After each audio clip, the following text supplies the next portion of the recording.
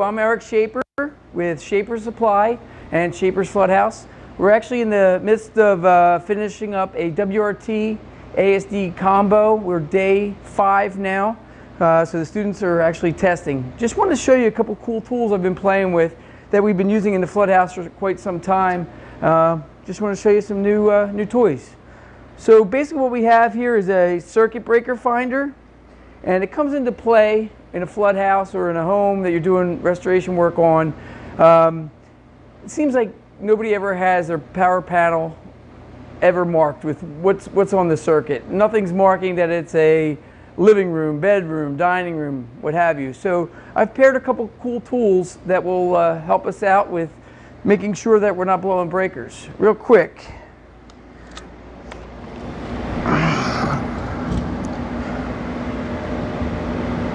So as I plug in this circuit breaker finder, I scan the side. I then come over to the breaker box.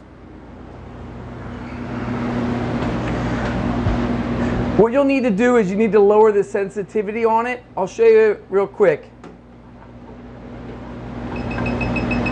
Now that's showing too much. So I'm going to lower the sensitivity a little bit more.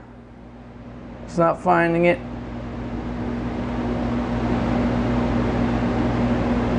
Scan it. I'll raise it a little bit more.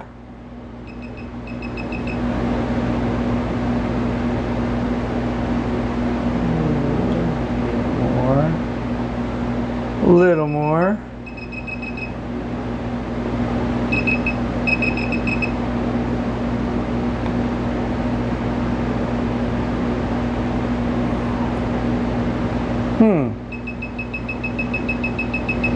There it is. So you have to play with the sensitivity to figure out. If it's too high, it's going to ring on every one. So then you got to adjust it down, play with it a little bit, and then you'll find it. There it is. Okay, so now it's showing me I'm on a 20 amp breaker. This one we've actually labeled, which most homeowners do not have theirs labeled. So I know that these outlets are on a 20 amp. So from here,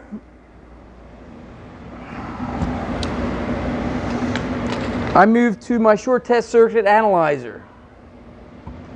Dan, if you want to scan in real quick. First thing it's going to show me is that my hot, neutral, and ground are wired properly. If one of the lights isn't lit, you can go to the back and it'll tell you if it's an open ground, reverse polarity, open hot, it'll tell you what's wrong with it. If it's a GFCI, I can also test that by hitting this button. So then I'm going to scroll down. Right here is where I need to put my information. It has to show it's either a 12, 15, or a 20 amp breaker. So as you scroll over, it's either 12, 15, or 20. We know that this is a 20. We scroll down one more, and it's showing us right now that we have 0 amps being used on this circuit. Plug in an air mover. We have a jump up amps, went to 4, and it settled itself down to 2 amps. So we also know that we only want to use 80% of what's on this circuit. So then I know how much equipment to plug in. 80%, that would give me 16 amps, available amps. So I don't want to go above that threshold. We also don't know what a homeowner might have on this line. So this tool will tell us where we need to be and what we have available to use. Again, it shows you what's being used, and then we reverse the math, and then we know what we can put on this circuit.